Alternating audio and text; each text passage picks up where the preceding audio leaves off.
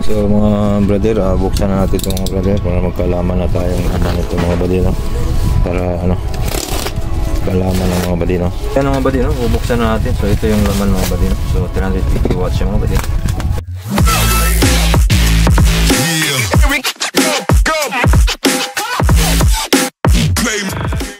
Tingnan natin mga buddy, no?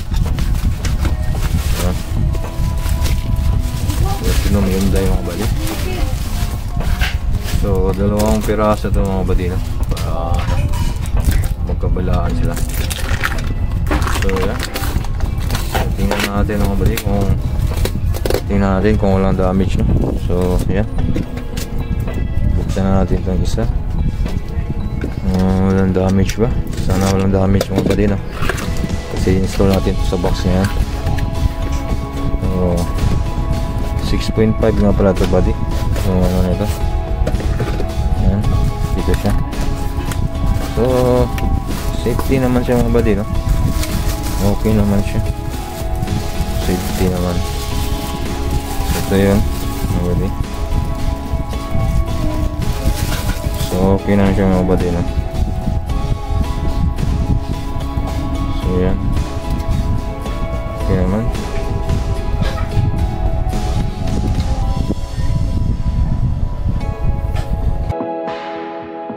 Isang mga buddy, wala rin itong damage mga buddy. Ayan, kaya natin patugin ito mamaya mga buddy, no? Ayan ito mga buddy, see what's in. So okay naman.